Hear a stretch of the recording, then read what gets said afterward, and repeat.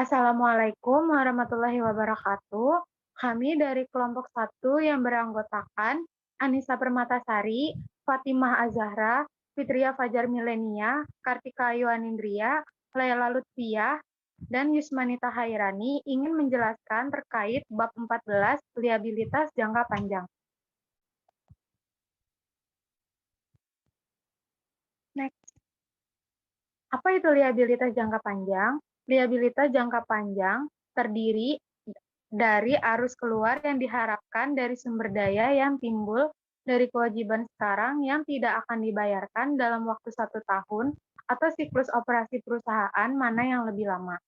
Contoh liabilitas jangka panjang yaitu 1. Utang obligasi, 2. Wesel bayar jangka panjang, 3. Utang hipotek, 4. Kewajiban pensiun, dan 5. Liabilitas sewa.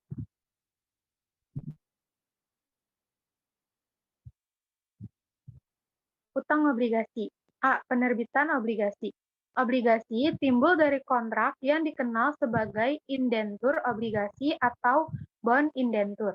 Suatu obligasi merupakan janji untuk membayar 1. Sejumlah uang pada tanggal jatuh tempo yang ditentukan, ditambah 2. Bunga periodik pada tingkat yang ditentukan atas jumlah pada jatuh tempo atau nilai nominal. Obligasi dibuktikan dengan adanya sertifikat kertas dan biasanya memiliki nilai nominal $1.000. Perusahaan biasanya melakukan pembayaran bunga obligasi dilakukan setengah tahunan. Tujuan utama penerbitan obligasi adalah meminjam dalam jangka panjang bila jumlah dana yang dibutuhkan dinilai terlalu besar untuk diberikan oleh satu pemberi pinjaman. B. Jenis dan peringkat obligasi. Yang pertama, obligasi terjamin dan obligasi tidak terjamin. Obligasi terjamin merupakan obligasi yang didukung sebuah janji atas agunan. Contoh, obligasi hipotek dijamin dengan klaim atas real estate, dan obligasi collateral trust yang dijamin dengan saham dan obligasi perusahaan lain. Sedangkan obligasi tidak terjamin merupakan obligasi yang tidak dijamin oleh agunan apapun, contohnya obligasi debentur. Yang kedua, obligasi berjangka waktu, obligasi berseri, dan obligasi opsi beli. Obligasi berjangka waktu merupakan penerbitan obligasi yang jatuh tempo pada satu tanggal. Obligasi berseri merupakan penerbitan yang jatuh tempo dalam bentuk angsuran, dan obligasi opsi beli merupakan penerbitan obligasi yang memberi penerbit obligasi hak untuk menarik dan melunasi obligasi sebelum jatuh tempo. Yang ketiga, obligasi konversi, obligasi berseri, dan obligasi berdiskon tinggi. Obligasi konversi merupakan obligasi yang dapat dikonversi menjadi sekuritas lain dari perusahaan untuk jangka waktu tertentu setelah penerbitan. Yang kedua, obligasi berseri merupakan penerbitan yang jatuh tempo dalam bentuk angsuran. Yang ketiga, obligasi berdiskon tinggi merupakan obligasi yang dijual pada harga diskon yang memberikan jumlah bunga kepada pembeli pada saat jatuh tempo. Yang keempat, obligasi terdaftar dan obligasi birer atau kupon. Obligasi terdaftar merupakan obligasi yang diterbitkan atas nama pemiliknya. Obligasi terdaftar memerlukan penyerahan sertifikat dan penerbitan sertifikat baru untuk menyelesaikan penjualan. Sedangkan obligasi birer atau kupon merupakan obligasi yang tidak dicatat atas nama pemilik dan dapat dipindah tangankan dari satu pemilik ke pemilik lainnya. Yang terakhir, obligasi penghasilan dan obligasi pendapatan. Obligasi penghasilan merupakan obligasi yang tidak membayarkan bunga kecuali jika perusahaan penerbit mendapat keuntungan. Dan obligasi pendapatan disebut demikian karena bunga yang dibayarkan dari sumber pendapatan tertentu. Next. C. Penilaian utang obligasi. Penerbitan dan pemasaran obligasi ke publik biasanya membutuhkan waktu berminggu-minggu atau berbulan-bulan. Harga jual obligasi ditetapkan oleh 1. Penawaran dan permintaan pembeli dan penjual, 2. Risiko relatif, 3. Kondisi pasar, dan 4, keadaan ekonomi. Perusahaan penerbit juga harus membentuk tim penjamin emisi atau underwriter. Yang kedua, mendapat persetujuan regulator atas penerbitan obligasi, menjalani audit, dan mengeluarkan prospektus. Dan yang ketiga, mencetak sertifikat obligasi.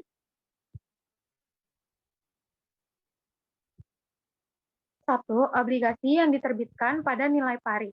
Jika suku bunga yang ditentukan oleh masyarakat investasi atau pembeli sama dengan suku bunga yang dinyatakan, maka obligasi terjual pada nilai pari. Artinya, nilai pari sama dengan nilai sekarang obligasi yang dihitung oleh pembeli dan harga beli terkini. Contoh ilustrasinya, asumsikan bahwa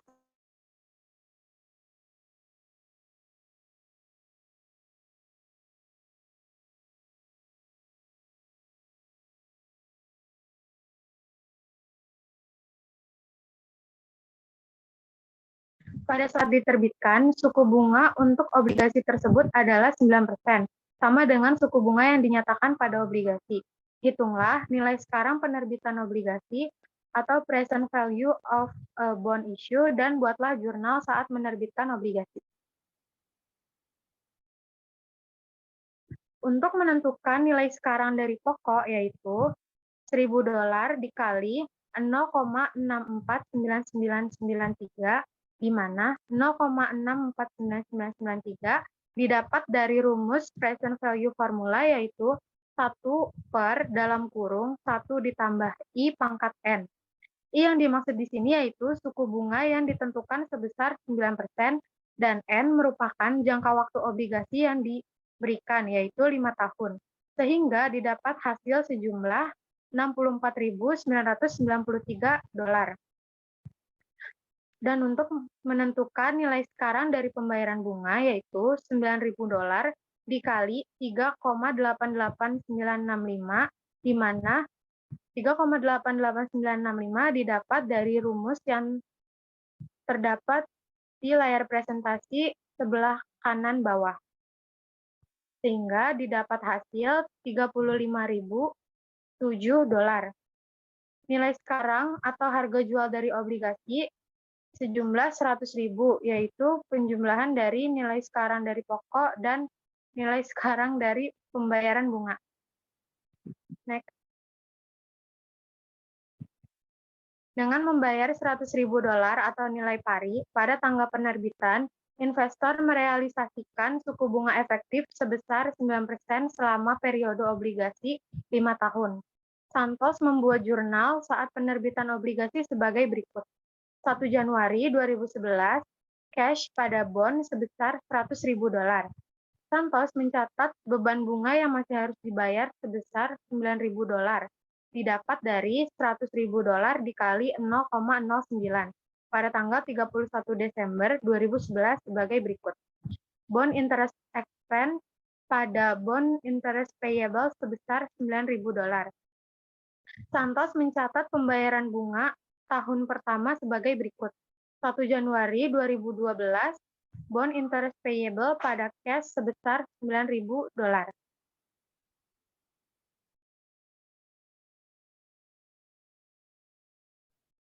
Selanjutnya, yang kedua, obligasi yang diterbitkan pada diskonto atau premi.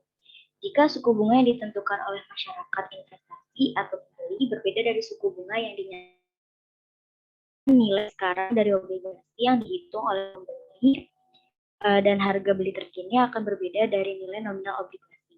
Selisih antara nilai nominal dan nilai sekarang obligasi menentukan harga aktual yang dibayarkan pembeli untuk obligasi tersebut. Selisih ini adalah diskonto atau premi. Jika obligasi dijual kurang dari nilai nominal, obligasi tersebut dijual pada diskonto atau diskon. Jika obligasi dijual lebih besar dari nilai nominal, obligasi tersebut dijual pada premi atau premi.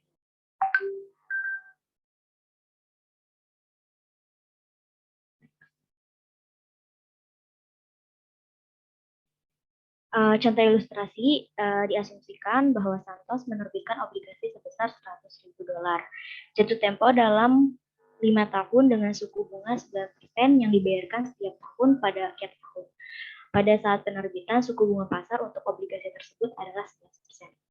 Untuk menentukan nilai sekarang dari pokok, dapat dihitung dari $100.000 dikali 0,59345, di mana 0,59345 didapat dari perhitungan rumus di bawah sebelah kiri, maka didapat hasil $59.345. Dan untuk menentukan nilai sekarang dari pembayaran bunga dapat dihitung $9.000 dikali 3,6990, di mana 3,6950 dapat dari perhitungan rumus di bawah sebelah kanan. Maka didapatkan hasil $33.263,10. Oleh karena itu, nilai sekarang atau harga jual dari obligasi sebesar $92.608,10.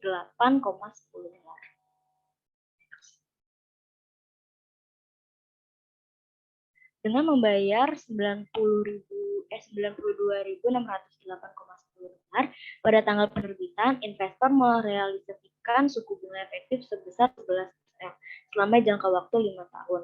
Obligasi ini akan dijual pada diskonto sebesar $7.391,90, di mana didapat dari $100.000 dikurang dengan $92.608,10. Harga jual obligasi biasanya dinyatakan sebagai persentase dari nilai nominal atau nilai pari obligasi. Misalnya Santos menjual obligasi seharga 92,6% dari nilai pari. Jika Santos menerima sebesar $102.000, maka obligasi tersebut dijual seharga 102% dari nilai pari. Bila obligasi dijual lebih kecil dari nilai nominal, berarti investor meminta suku bunga yang lebih tinggi dari suku bunga yang dinyatakan. Investor menerima suku bunga yang dihitung berdasarkan nilai nominal, tetapi sebenarnya mereka memperoleh suku bunga efektif yang melebihi suku bunga yang dinyatakan, karena mereka membayar lebih kecil dari nilai nominal obligasi.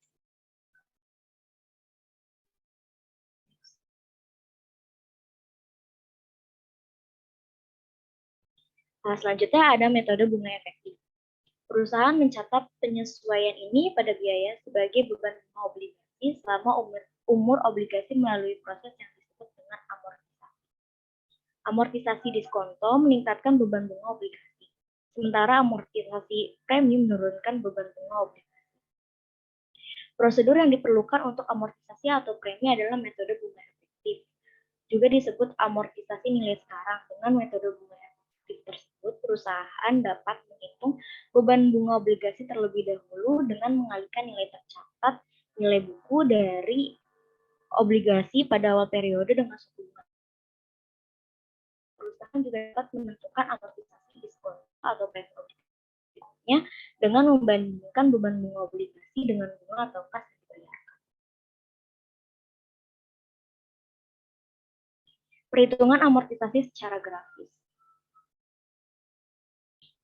Beban bunga obligasi didapat dari nilai tercatat obligasi pada awal periode dikali suku bunga efektif dikurang bunga obligasi dibayar yang didapat dari nilai nominal obligasi dikali tingkat bunga yang dinyatakan, maka menghasilkan jumlah amortisasi.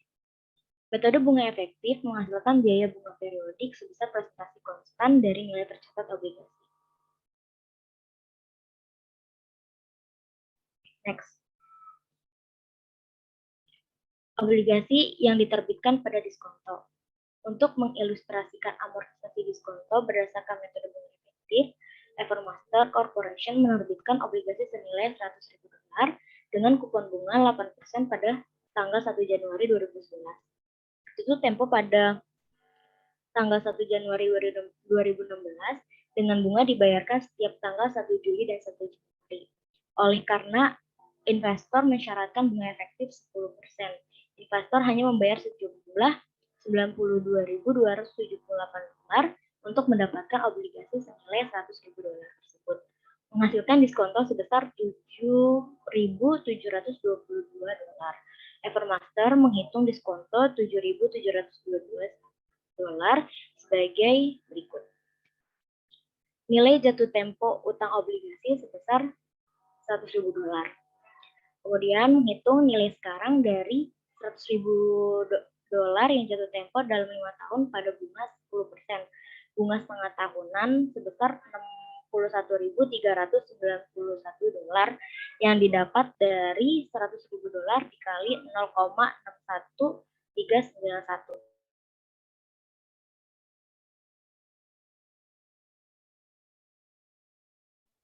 Kemudian nilai sekarang dari $4.000, bunga dibayarkan setengah tahunan selama 5 tahun sebesar 10% per tahun sebesar $30.887 didapat dari $4.000 dikali 7,72173. Maka dana hasil penjualan obligasi sebesar 92.278. Diskonto atas utang obligasi dapat dihitung dengan mengurangkan nilai jatuh tempo utang obligasi sebesar $100.000 dikurang dengan 92.278, maka didapatkan hasil $7.722.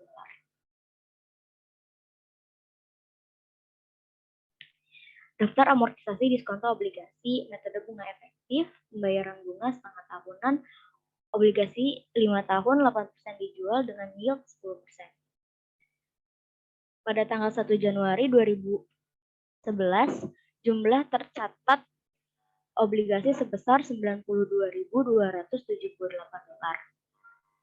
Kemudian 1 Juli 2011, kas yang dibayarkan sebesar $4.000 didapat dari $100.000 dari nilai jatuh tempo utang obligasi dikali 0,08 dari kupon bunga dikali 6/12 karena bunga dibayarkan 1 tahun 2 kali. Kemudian untuk mencari beban bunganya di sini sebesar $4.614, di mana didapat dari $92.278 dari jumlah tercatat di bulan Januari 2011 dikalikan dengan 0,10 dari suku bunga efektif dikali 6/12. Kemudian diskon amortisasi sebesar $614 didapat dari $4.614 dari beban bunga dikurang $4.000 dari kas yang dibayarkan. Kemudian jumlah tercatat obligasi sebesar $892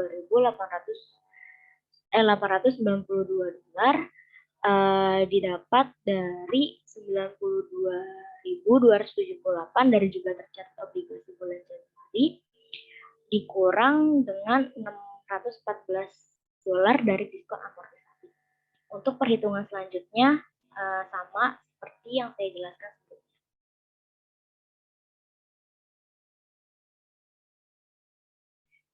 Oleh karena itu, Evermaster dapat mencatat jurnal penerbitan obligasi pada diskonto pada tanggal 1 Januari 2011 sebagai berikut.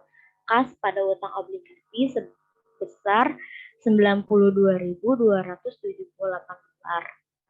Kemudian Evermaster dapat mencatat jurnal pembayaran bunga yang pertama pada tanggal 1 Juli 2011 dan amortisasi diskonto sebagai berikut. Beban bunga obligasi sebesar $4.614 pada utang obligasi sebesar $614 pada kas sebesar $4.000. Kemudian Evermaster dapat mencatat jurnal beban bunga yang diakrual pada tanggal 31 Desember 2011 dan amortisasi diskonto sebagai berikut. Beban bunga obligasi sebesar $4.645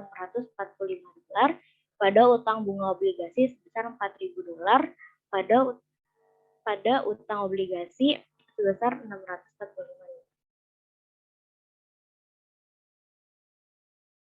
Bunga yang diterbitkan pada premi. Asumsikan bahwa untuk penerbitan obligasi yang dijelaskan di atas, investor bersedia menerima suku bunga efektif sebesar 6%. Dalam hal ini, investor akan membayar sebesar $108.530 atau premi sebesar $8.530. Dihitung sebagai berikut. Nilai jatuh tempo utang obligasi $100.000, nilai sekarang dari $100.000 yang jatuh tempo dalam 5 tahun pada tingkat 6%, bunga setengah tahun, yaitu sebesar $74.409 yang didapat dari $100.000 dikali 0,74409, yang dimana didapat dari 0,74409 dapat dari perhitungan yang ada di bawah sebelah kiri. Kemudian nilai sekarang dari $4.000, bunga dibayarkan setengah tahunan selama 5 tahun pada tingkat 6% per tahun. $4.000 dikali 8,53020, yang mana didapat dari perhitungan yang ada di bawah sebelah kanan, sehingga didapatkan hasilnya $34.121. Maka dana hasil penjualan obligasi yaitu sebesar $108.530, sehingga premi atas utang obligasi sebesar $8.530. Next. Daftar amortisasi premi obligasi, metode bunga efektif, pembayaran bunga setengah tahunan, obligasi 5 tahun, 8% dijual dengan yield 6%. Pada tanggal 1 bulan Januari 2011, jumlah tercatat obligasi yaitu sebesar $108.530. Kemudian pada tanggal 1 bulan Juli 2011, kas dibayarkan sebesar $4.000, yang mana didapat dari $100.000 dari nilai jatuh tempo utang obligasi dikali 8% atau 0,08 dikali 6/12 karena pembayaran bunga setengah tahun. Kemudian beban bunga yaitu sebesar $3.256, yang mana didapat dari jumlah tercatat obligasi yaitu $108.530 dikali yield 6% atau 0,06 dikali 6/12. Kemudian diskonto diamortisasi $744 didapat dari kas dibayarkan $4.000 dikurangi beban bunga $3.256. Kemudian jumlah tercatat obligasi sebesar $107.786, yang mana didapatkan dari jumlah tercatat obligasi pada tanggal 1 bulan Januari 2011, yaitu $108.530 dikurangi diskonto diamortisasi $744. Dan untuk perhitungan selanjutnya sama seperti yang saya jelaskan. Next. Oleh karena itu, Evermaster mencatat penerbitan obligasi pada premi pada tanggal 1 Januari 2011 sebagai berikut. Kas pada utang obligasi sebesar $108.530. Kemudian Evermaster mencatat pembayaran bunga yang pertama pada tanggal 1 Juli 2011 dan amortisasi premi sebagai berikut. Beban bunga obligasi $3.256, utang obligasi $744 pada kas $4.000. Evermaster harus mengamortisasi diskonto atau premi sebagai penyesuaian pada beban bunga selama umur obligasi sedemikian rupa sehingga menghasilkan suku bunga yang konstan. Next.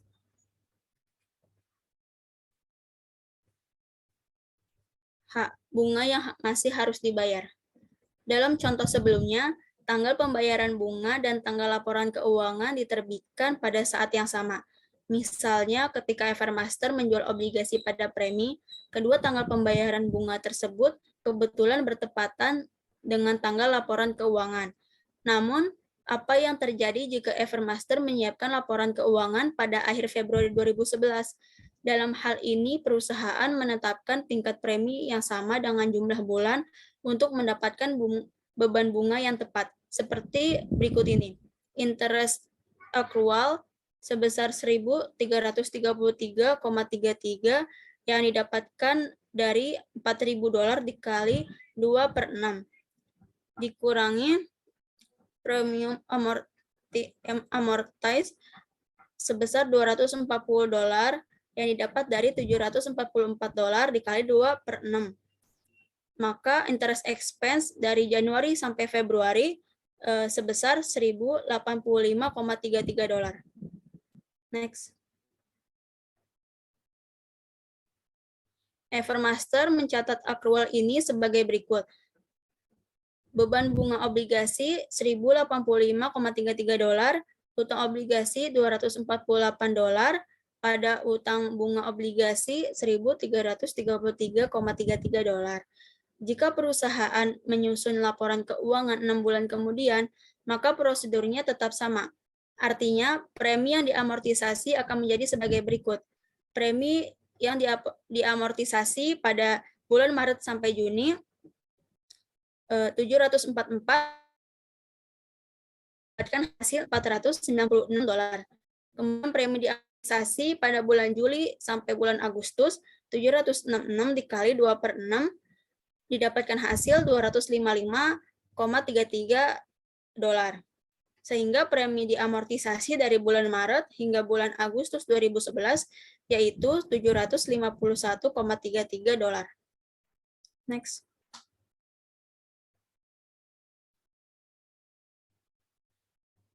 Obligasi yang diterbitkan di antara tanggal bunga. Obligasi yang diterbitkan pada nilai pari. Untuk mengilustrasikan, asumsikan bahwa daripada menerbitkan obligasi pada tanggal 1 Januari 2011, Evermaster menerbitkan obligasi 5 tahun yang tertanggal 1 Januari 2011 pada tanggal 1 Mei 2011. Pada nilai pari $100.000, Evermaster mencatat penerbitan obligasi antara tanggal bunga sebagai berikut. Pada tanggal 1 Mei 2011, mencatat penerbitan obligasi pada nilai pari, yaitu kas, pada utang obligasi sebesar $100.000.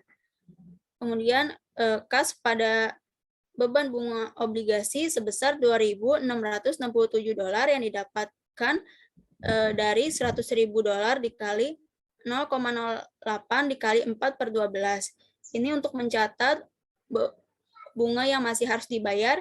Sebagai alternatif, utang bunga dapat juga dikreditkan sebagai penggantinya.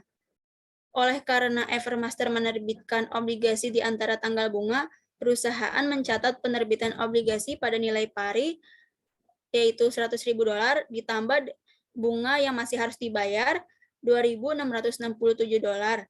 Artinya, jumlah total yang dibayarkan oleh investor obligasi mencakup pula bunga yang masih harus dibayar selama 4 bulan, yang dimana investor belum memiliki obligasi tersebut.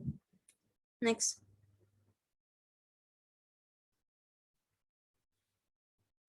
Pada tanggal 1 Juli 2011, 2 bulan setelah tanggal pembelian, Evermaster membayar bunga 6 bulan penuh kepada investor dengan membuat jurnal sebagai berikut. Jurnal pada tanggal 1 Juli 2011 yaitu beban bunga obligasi pada kas sebesar $4.000 yang dimana didapatkan dari $100.000 dikali 0,08 dikali 1/2. Ini untuk mencatat pembayaran bunga pertama.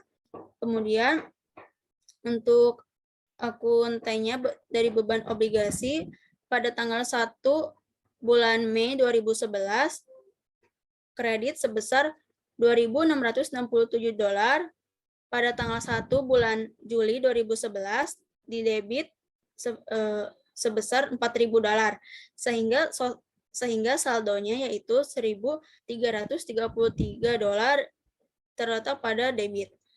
Akun beban bunga obligasi berisi saldo debit $1.333 yang merupakan jumlah beban bunga yang tepat, yaitu selama 2 bulan pada tingkat 8% atas nominal sebesar $100.000. Next. Obligasi yang diterbitkan pada diskonto atau premi. Untuk mengilustrasikan, asumsikan obligasi Evermaster 8% diterbitkan pada 1 Mei 2011 dengan bunga sebesar 6%. Dengan demikian, obligasi tersebut diterbitkan pada harga premi dalam hal ini dengan harganya adalah $108.039. Evermaster mencatat penerbitan obligasi antara tanggal bunga sebagai berikut. 1 Mei 2011. Kas pada utang obligasi sebesar $108.039. Untuk mencatat nilai sekarang dari arus kas. Kemudian kas pada beban bunga obligasi sebesar $2.667 yang didapatkan dari $100.000 dikali 8% dijadikan desimal menjadi 0,08 dikali 4/12 sehingga mendapatkan $2.667. Untuk mencatat bunga yang masih harus dibayar sebagai alternatif, utang bunga dapat juga dikreditkan sebagai gantinya. Dalam hal ini, Evermaster menerima total sebesar $110.706 pada saat penerbitan terdiri dari harga obligasi sebesar $108.039, ditambah bunga yang masih harus dibayar sebesar $2.667. Dengan mengikuti prosedur bunga efektif, Evermaster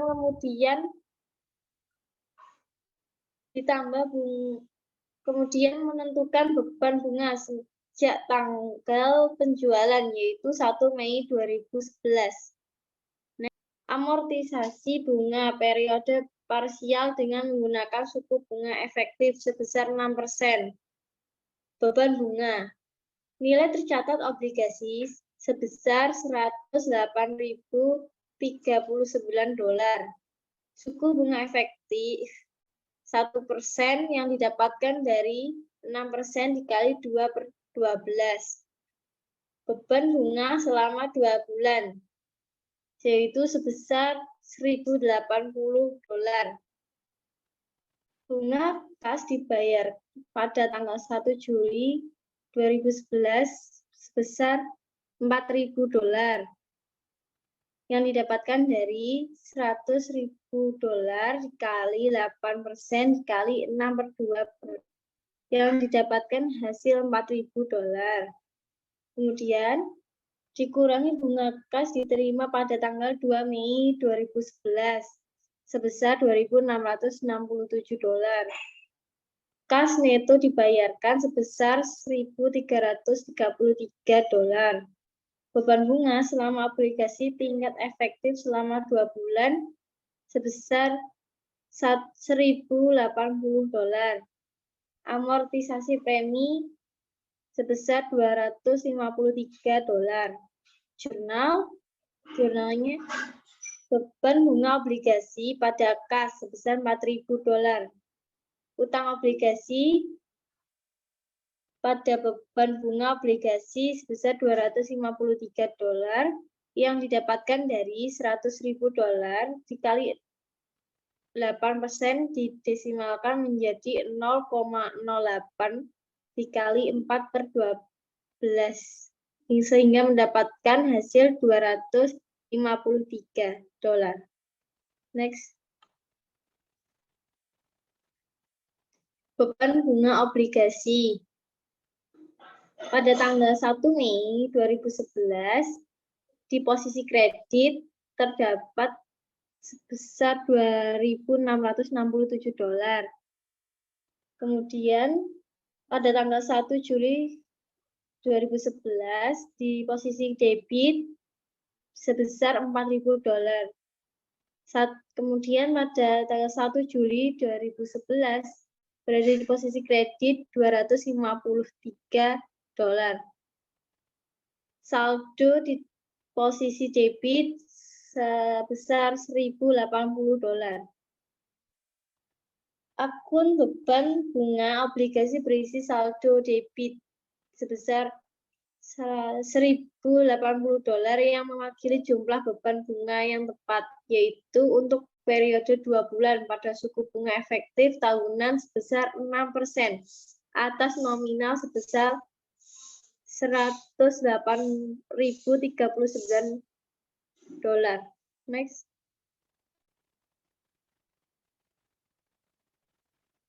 Basel jangka panjang.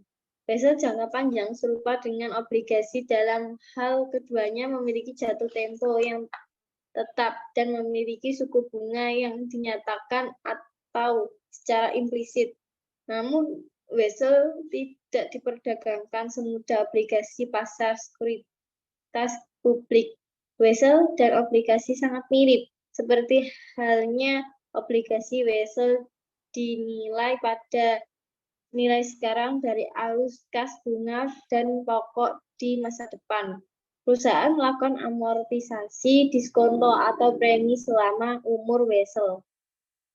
Next.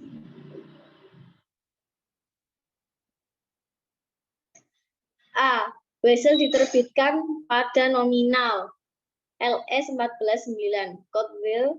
Caldwell NC menerbitkan Basel sebesar $100.000 4 tahun 10% pada nilai nominal ke Fleet Hills Bank pada tanggal 1 Januari 2011 dan menerima kas sejumlah $100.000. Basel tersebut mensyaratkan pembayaran bunga tahunan setiap tanggal 31 Desember. Buatlah jurnal Caldwell untuk mencatat A. Penerbitan Basel dan B. Pembayaran bunga 31 Desember. Basel diterbitkan pada nilai nominal A. Kas pada Basel sebesar $100.000. B. Beban bunga pada kas $10.000.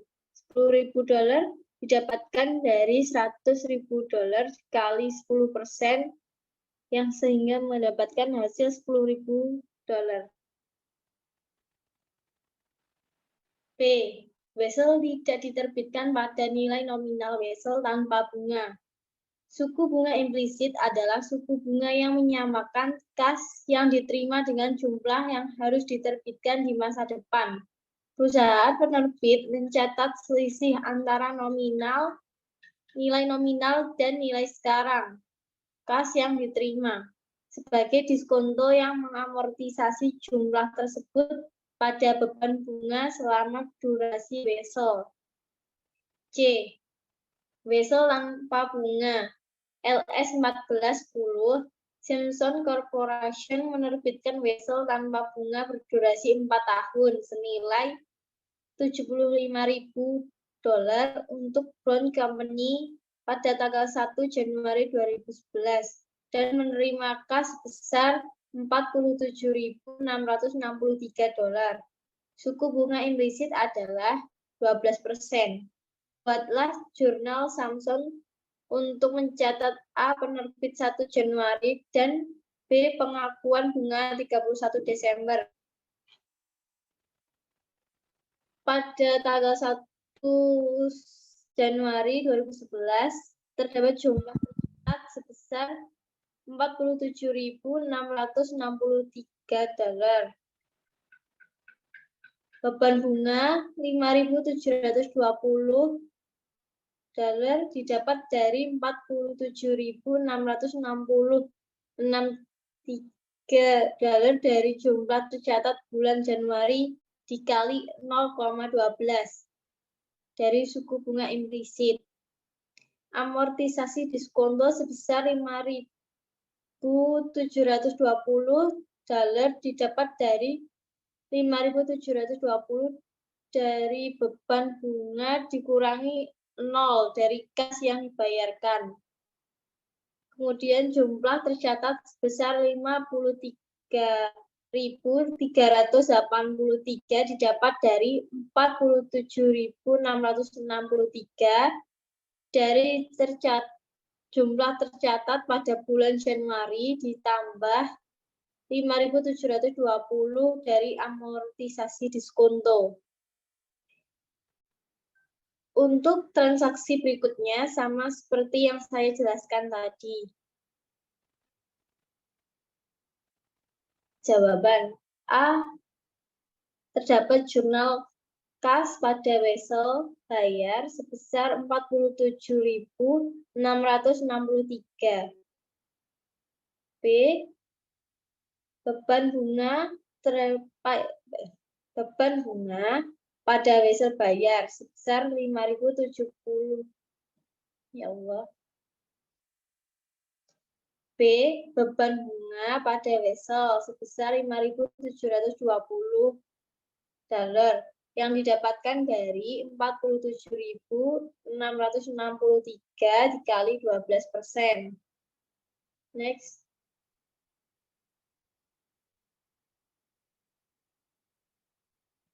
C. Wesel berbunga LS 1411 MC Dormic Corporation menerbitkan wesel 4 tahun senilai 40 dolar 5% untuk Greenhouse Company pada tanggal 1 Januari 2011 dan menerima komputer yang dijual seharga 31.495 dolar. Wesel tersebut membutuhkan pembayaran bunga tahunan setiap tanggal 31 Desember.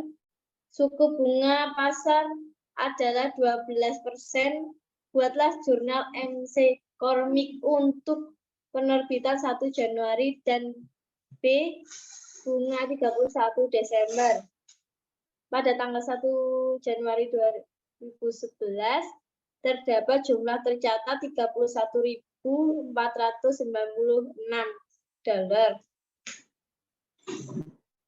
Kemudian, pada tanggal 31 Desember 2011, terdapat kas dibayar 5% sebesar 2.000 dolar dan beban bunga sebesar 3.779 dolar yang didapatkan dari 31.495 dari jumlah tercatat pada bulan Januari, kemudian dikali 0,12 dari suku bunga implisit. Kemudian amortisasi diskonto sebesar 1.779 dolar yang didapatkan dari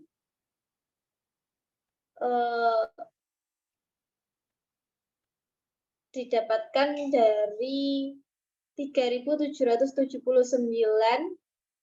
dikurangi 2.000 dari kas yang dibayarkan, kemudian mendapatkan 1.779 dan jumlah tercatat sebesar 33.274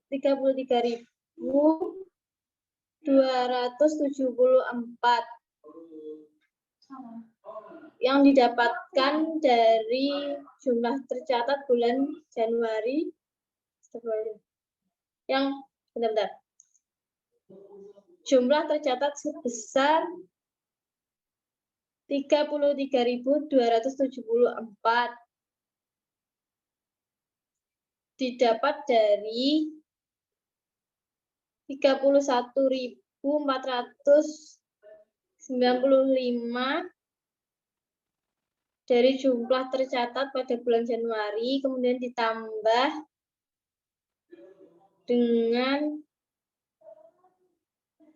3.779.000 dari beban bunga. Kemudian mendapatkan hasil 33.274 dolar. Untuk transaksi berikutnya sama seperti yang saya jelaskan tadi. Next.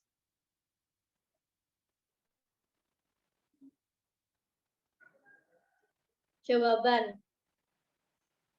Pada tanggal 1 Januari 2011, terdapat jumlah tercatat 31.495 dolar. Dan pada tanggal 31 Desember 2011, terdapat kas dibayar 5%. Beban bunga 12% yaitu sebesar 3.779 yang didapatkan dari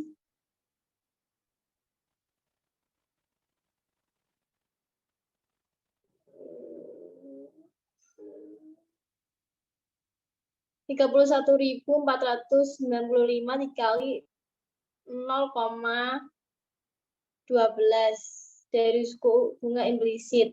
Kemudian amortisasi diskonto 1.779 yang didapatkan dari 3.779 dikurangi 2.000 dari kas yang dibayar tadi, sehingga mendapatkan hasil 1.779. Dan kemudian jumlah tercatat sebesar 33.274 yang didapat dari 31.495 ditambah dengan ditambah dengan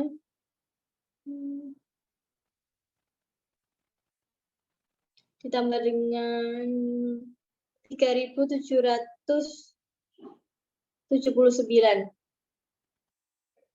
Terdapat juga jurnalnya, yaitu kas pada wesel sebesar $31.495, yang B beban bunga $3.779, pajak kas $2.000, kemudian wesel bayar $1.779.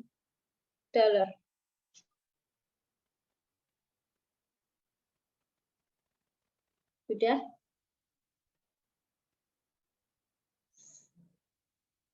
Enggak, itu enggak aku. Oke, udah ya. Sip. Maaf ya, biasanya jelek banget, buat sakit. Iya, nggak apa-apa. Lagi nggak konsen. 31.495 dikali 0,12 dari suku bunga implisit. Kemudian amortisasi diskonto 1.779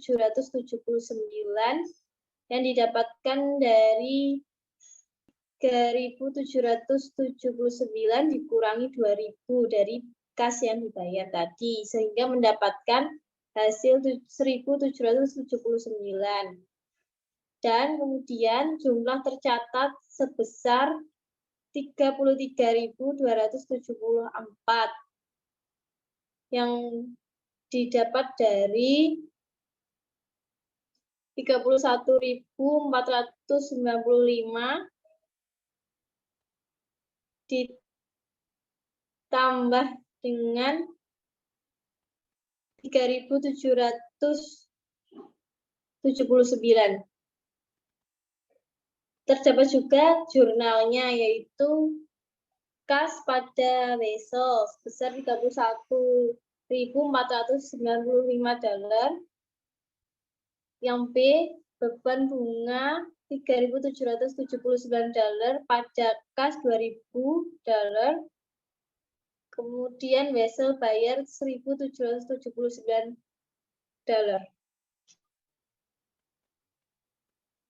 Selanjutnya yaitu D, situasi wesel bayar yang khusus, yang dimana wesel yang diterbitkan untuk properti, barang, atau jasa. Saat menukarkan instrumen utang dengan properti, barang, atau jasa dalam transaksi yang bersifat arm's length, suku bunga yang dinyatakan dianggap wajar kecuali 1. Tidak ada suku bunga yang dinyatakan, atau 2, suku bunga yang dinyatakan tidak masuk akal, atau 3, di mana nilai nominal yang tertera dalam instrumen utang berbeda secara material dari harga jual tunai saat ini untuk barang yang sama atau sejenis, atau dari nilai wajar instrumen utang lancar. Next. Kemudian yang yaitu wesel bayar hipotek, yang dimana surat promise yang dijamin dengan sebuah dokumen yang disebut hipotek yang menjanjikan hak atas properti sebagai jaminan atas pinjaman tersebut. Yang pertama yaitu bentuk paling umum dari wesel bayar jangka panjang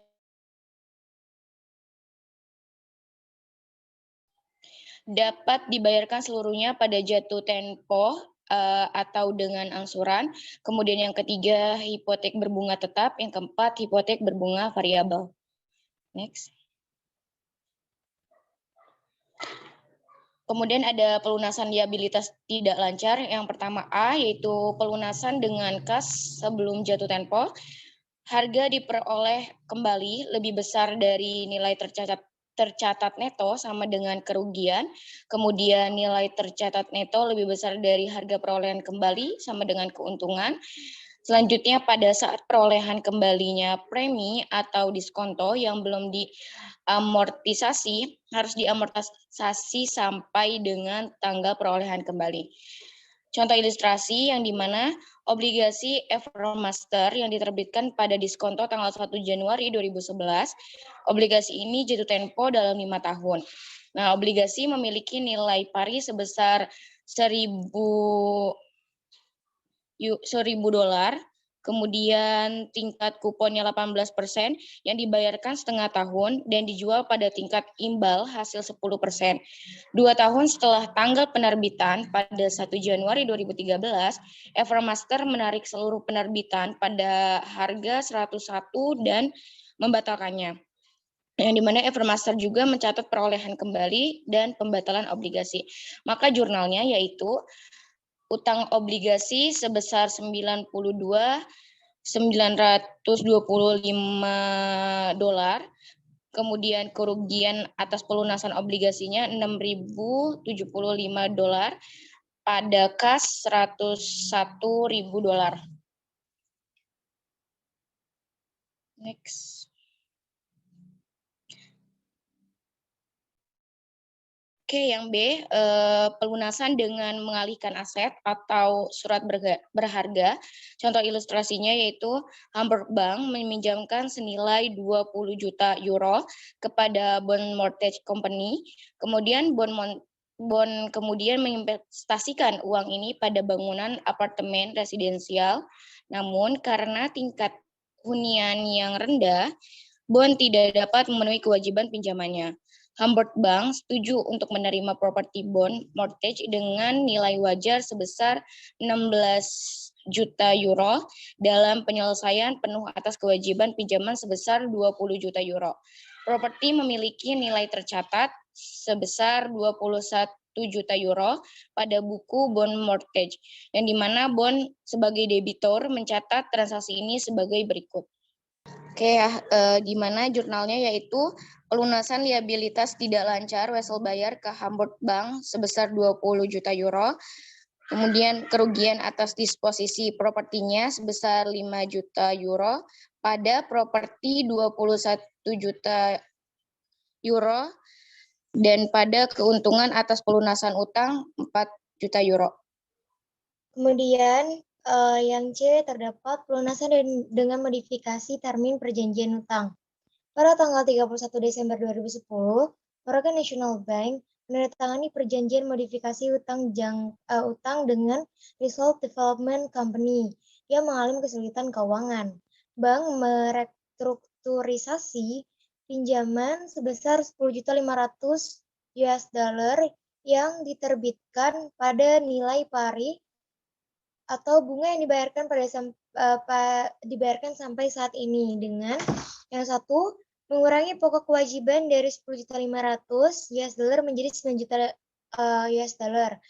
memperpanjang tanggal jatuh tempo dari tanggal 31 Desember 2010 menjadi 31 Desember 2014. Dan yang terakhir, mengurangi tingkat suku bunga dari suku bunga efektif historis sebesar 12% menjadi 8%, dengan kondisi kesulitan keuangan yang dialami Resolve Development, tingkat pinjaman berbasis pasarnya adalah 15%. Jawaban, IFRS mensyaratkan modifikasi untuk dicatat sebagai pelunasan wesel lama dan penerbitan wesel baru yang diukur dengan nilai wajar. Di sini terdapat jurnal Present Value of Restructured Cash Flow, yang dimana ada dua transaksi, yaitu present value of di 9 juta US dollar dalam 4 tahun, yaitu 15%, dan didapatkan senilai 5.145.750 dolar. Kemudian yang kedua, present value terhadap 720.000 US dollar, yang dimana itu adalah interest payable annually untuk 4 tahun dalam 15%, yang didapatkan yaitu 2.586 US dollar. Kemudian ditambah dan menghasilkan 201.336 US dollar. Keuntungan atas modifikasi adalah 3.298.664, yang merupakan selisih antara nilai tercatat sebelumnya, yaitu 10.500 US dollar, dan nilai wajar wesel yang direstrukturasi tersebut. Seperti yang dihitung dalam ilustrasi, 7.201.336 US dollar. Result Development membuat jurnal berikut untuk mencatat modifikasinya, yang dimana wesel bayar lama senilai 10.500 US dollar terhadap keuntungan atas pelunasan utang 3.298.664 US dollar, dan wesel bayar baru 7.201.336 US dollar. Nah, di sini ada jadwal amortisasi untuk wesel barunya gitu ya. Di sini ada tanggal 31 Desember 2010, yang dimana terdapat transaksi terjualnya yaitu 7.201.336. Kemudian pada Desember 2011, untuk mencari cash paid-nya yaitu dari 9 juta US dollar dikali 8% yang dihasilkan yaitu 720.000. Kemudian untuk interest expense-nya dihasilkan dari 7.201.336 dikali 15%, sehingga didapatkan 1.080.200 US dollar. Untuk amortization-nya yaitu didapatkan dari 1.080.200 dikurang 720.000 dan dihasilkan 360.200. Dan yang terakhir untuk mencari carrying value-nya yaitu 7.201.336 ditambah 360.200. Hasilnya 7.561.536. Untuk transaksi berikutnya sama seperti transaksi pada tanggal sebelumnya. Kemudian ada nilai opsi wajar. Nilai opsi wajar, perusahaan melakukan amortisasi diskonto atau premi selama umur wesel. Perusahaan memiliki opsi untuk mencatat nilai wajar dalam akun mereka untuk sebagian besar aset dan liabilitas keuangan, termasuk obligasi dan wesel bayar. IASB berpendapat bahwa pengukuran nilai wajar untuk instrumen keuangan, termasuk liabilitas keuangan, memberikan informasi yang lebih relevan dan dapat dimengerti daripada perolehan diamortisasi. Pengukuran nilai wajar. Liabilitas tidak lancar dicatat penilai wajar dengan keuntungan atau kerugian yang belum direalisasi yang dilaporkan sebagai bagian dari laba neto. Contoh ilustrasi. Atmos Company menerbitkan obligasi bernilai 500 euro dengan kupon 6% pada nilai nominal tanggal 1 Mei 2010. Atmos memilih opsi nilai wajar untuk pencatatan obligasi ini. Pada tanggal 31 Desember 2010, nilai obligasi sekarang menjadi 480 euro. Karena suku bunga di pasar telah meningkat jadi 8%. Untuk jurnalnya, utang obligasi terhadap keuntungan atau kerugian yang belum direalisasi atau laba neto yaitu sebesar 20.000 euro. Kemudian ada penyajian dan analisis. Yang pertama ada penyajian liabilitas tidak lancar.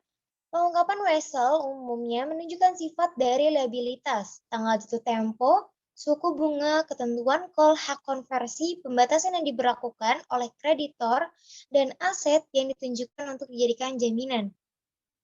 Nilai wajar utang juga harus mengungkapkan pembayaran di masa depan terkait persyaratan dana pelunasan dan jumlah utang jangka panjang yang jatuh tempo selama masing-masing 5 tahun ke depan. Lalu yang kedua kita analisis viabilitas tidak lancarnya. Nomor itu, dua rasio memberikan informasi tentang kemampuan membayar utang dan solvabilitas jangka panjang adalah utang terhadap total aset, yang dimana diperoleh dari total utang dibagi total aset. Semakin tinggi presentasi utang terhadap total aset, semakin besar resiko perusahaan tersebut tidak dapat memenuhi kewajibannya yang jatuh tempo. Kemudian kita analisis kembali untuk utang jangka panjangnya.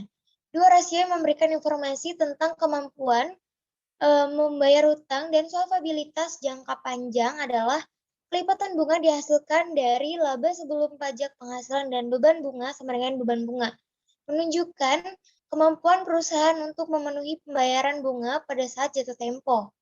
Ilustrasi, Novartis memiliki total liabilitas sebesar 27.862 juta US dollar, total aset sebesar 299 juta US dollar, beban bunga sebesar 290 juta US dollar, pajak penghasilan sebesar 1.336 juta US dollar, dan laba neto sebesar 8.233 juta US dollar. Kami menghitung rasio terhadap total aset dan rasio kelipatan bunga yang dihasilkan Novartis seperti yang ditunjukkan berikut ini. Nah, di bawah ini kita ada perhitungan dari Novartis itu sendiri untuk mencari utang terhadap total aset dan bunga yang dihasilkan. Selanjutnya, kita bakalan ada latihan soal yang bakal kita bahas bersama-sama di kelompok 1. Soal yang pertama yaitu S14.1, analisis daftar amortisasi dan jurnal bunga. Berikut daftar amortisasi dan bunga yang mencerminkan penerbitan obligasi berjangka waktu 10 tahun oleh Capulet Corporation pada tanggal 1 Januari 2004 dan pembayaran bunga selanjutnya dan beban lainnya. Akhir tahun perusahaan adalah 31 Desember dan laporan keuangan disusun setahun sekali. Daftar amortisasinya dapat dilihat di bawah ini. Next. Untuk soal yang A, tunjukkan apakah obligasi tersebut diterbitkan pada harga premi atau diskonto dan bagaimana Anda dapat menentukan fakta ini dari daftar amortisasi. Jawabannya, obligasi tersebut dijual dengan diskon $5.651. Bukti diskon adalah nilai buku 1 Januari 2004 sebesar $94.349, yang lebih kecil dari nilai jatuh tempo $100.000 pada tahun 2013. Soal yang B, tentukan suku bunga yang dinyatakan dan suku bunga yang efektif. Jawabannya, tarif yang disebutkan adalah 11% atau $11.000 dibagi $100.000, dan tingkat efektifnya adalah 12% atau $11.322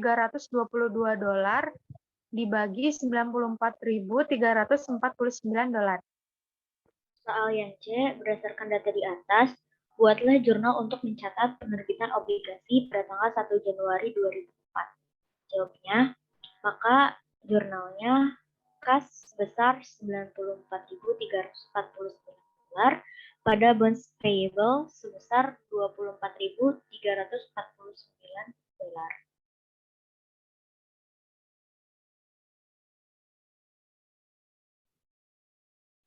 Soal yang D, berdasarkan data di atas, buatlah jurnal untuk mencerminkan transaksi obligasi dan akrual untuk tahun 2004.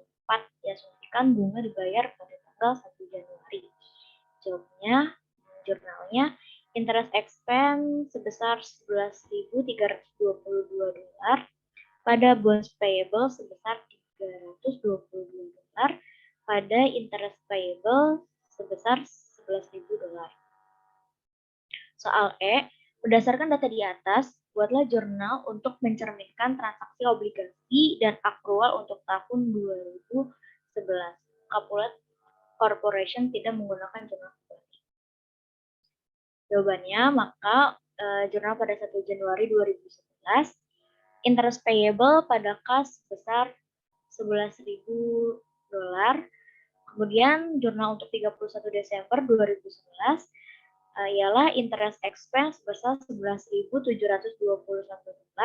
pada bonds payable sebesar $721, pada interest expense $11.000.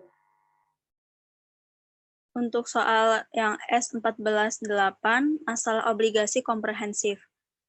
Dalam masing-masing kasus independen berikut, perusahaan menutup pembukuannya pada tanggal 31 Desember. Yang pertama, Stanford Company menjual obligasi sebesar $500.000 dengan bunga 10% pada tanggal 1 Maret 2010. Obligasi tersebut membayar bunga pada tanggal 1 September dan 1 Maret. Pada tanggal jatuh tempo obligasi tersebut adalah 1 September 2013.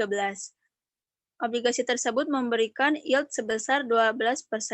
Buatlah jurnal sampai 31 Desember 2011.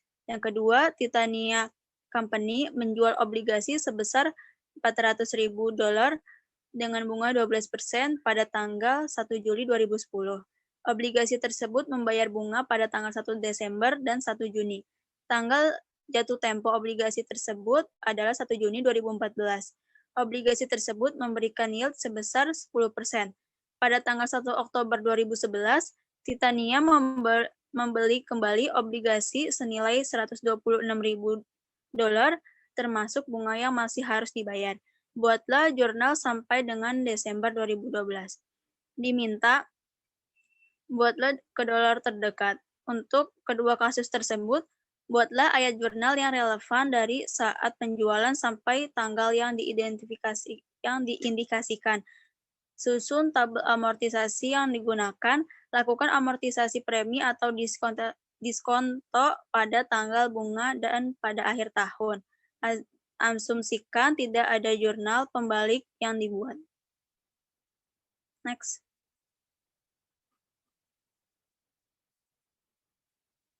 Berikut jurnal pada Stanford Corporation. Jurnal pada tanggal 3 Januari 2010 yaitu cash pada bonds payable pada present value sebesar $472.090, di mana present value didapat dari $500.000 dikali 6,66506 dan present value of interest payable semi-annually $25.000 dikali 5,58238 sebesar 139.560.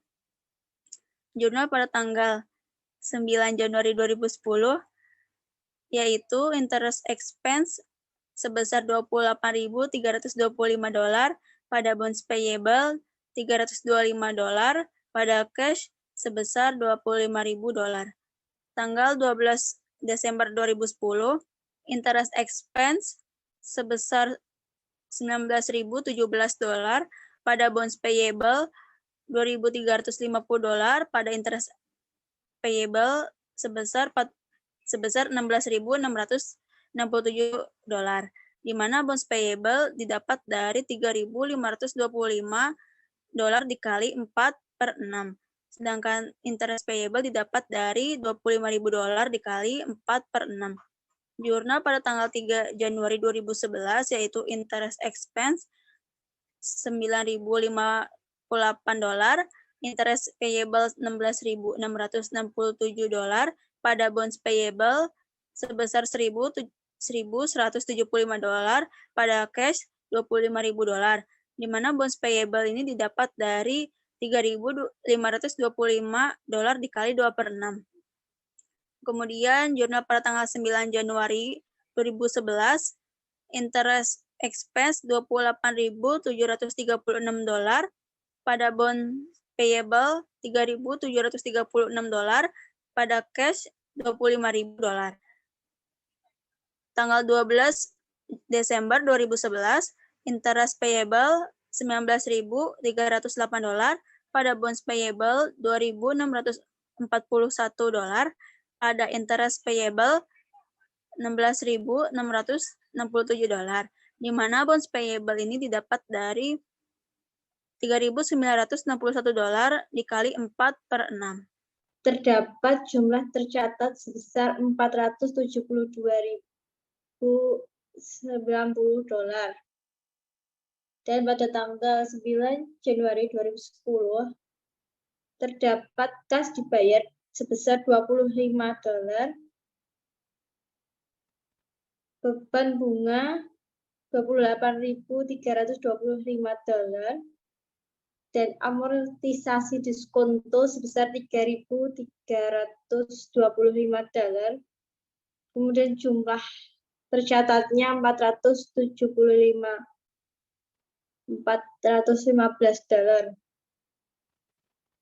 Pada tanggal 3 Januari 2011, terdapat kas dibayar sebesar $25.000, beban bunga terdapat sebesar $28.525, amortisasi diskonto $3.525, dan jumlah tercatatnya $478.940. Untuk transaksi berikutnya sama seperti yang saya baca tadi, bisa dilihat di layar. Kemudian di sini ada Titania Corporation yang dimana pada tanggal 6 Januari 2010 transaksi cash pada bond payable yaitu senilai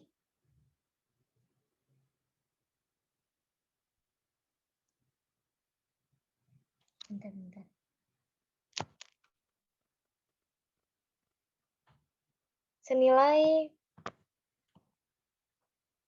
$425.853 yaitu didapatkan dari present value yang dimana $400.000 yaitu 8 periode 5%, kemudian $400.000 dikali 0,67684 yang dihasilkan $736. Yang kedua untuk present value of interest payable semi-annually yaitu 25.000 dikali 6,46321 yang dimana dihasilkan 155.117. Kemudian untuk 12 Januari 2010 interest expense itu senilai 21.293. Kemudian ada bonds payable senilai 2.707 pada cash yaitu $24.000. Kemudian untuk 12 Desember 2010 yaitu ada interest expense senilai 3.526 dan ada bonds payable yang didapatkan dari 2.843 dikali 1/6 dihasilkan 474. Pada interest payable ini payable 25.000 dikali 4/6 dihasilkan $4.000. Kemudian 6 Januari 2011 interest expense yaitu didapatkan dari 21.157 dikali 5/6 didapatkan menjadi 17.361. Dan ada interest payable-nya senilai $4.000, bonds payable-nya ada 2.369. Kemudian pada cash senilai $24.000.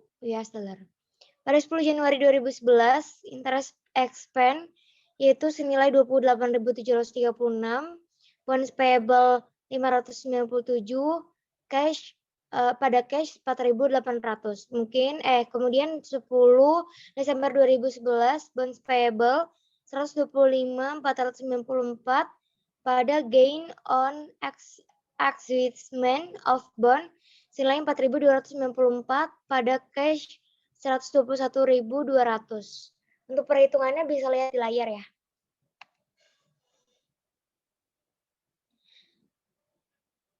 Kemudian untuk 12 Januari 2011 ada interest expense senilai 14.711, ada bonds payable 2.089